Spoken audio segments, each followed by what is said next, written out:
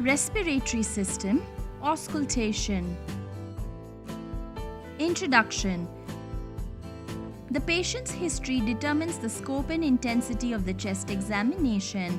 When the history elicits suspicion of the presence of a chest problem, the physical examination of the thorax must be expanded beyond a minimal screening examination to determine the nature of the problem so that a diagnosis can be made.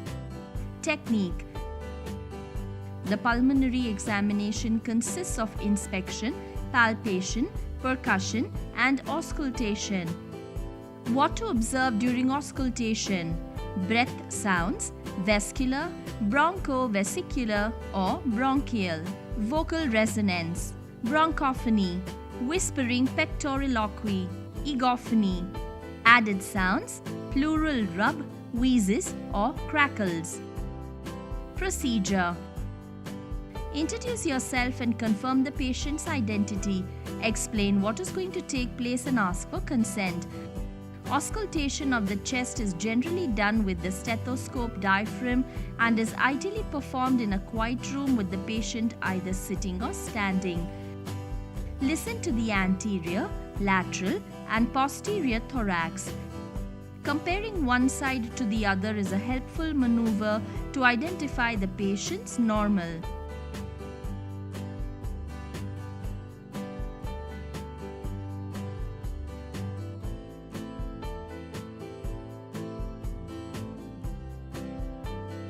Position the patient's arms over the head to listen to the lateral sides.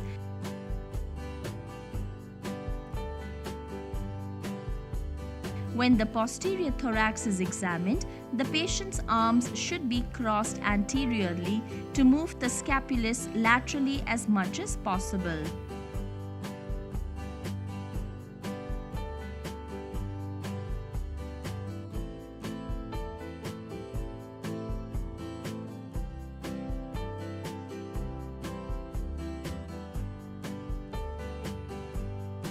Assess the intensity, normal, increased or decreased, and quality, vesicular, bronchial or broncho-vesicular of the breath sounds. Vesicular breath sounds are heard on the periphery. Bronchial breath sounds are heard normally over the trachea, the upper sternum, and paraspinal areas of the upper thoracic vertebrae. They are often loud and high-pitched. Vesicular breath sounds.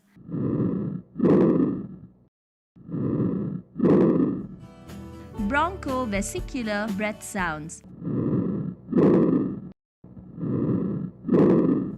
Bronchial breath sounds.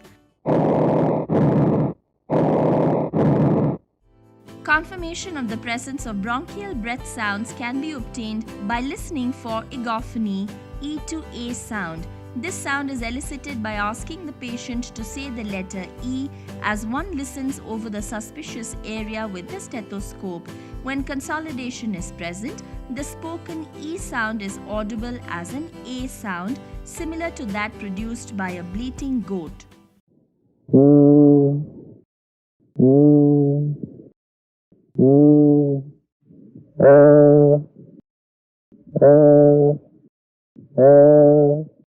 Check the vocal resonance by asking the patient to say 99 while ausculting the upper, middle, and lower areas of both lungs on the front and back side. When the sound appears to be near the earpiece of the stethoscope, known as bronchophony, suggests that the sound is traveling through a mass of fluid. Vocal resonance is decreased in pneumothorax and emphysema. It is increased in consolidation.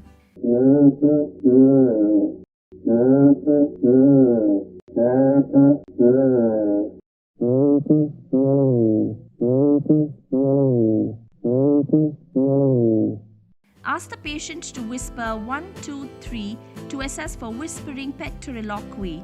A clear and audible 1, 2, 3 could indicate a consolidation.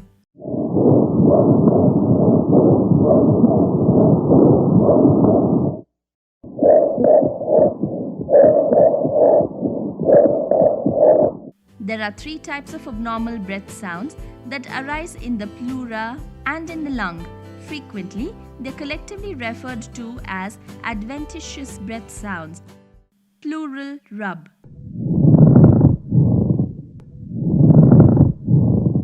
Wheezes.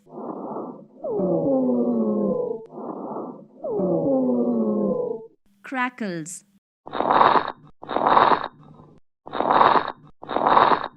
Carefully examine the areas that revealed abnormal findings during palpation and percussion.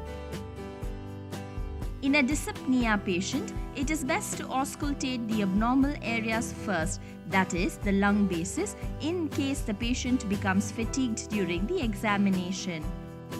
Physical findings must be interpreted in the light of all previously collected data. The general scheme is to develop a postulate and test it with further history, additional observations or maneuvers on physical examinations and laboratory tests.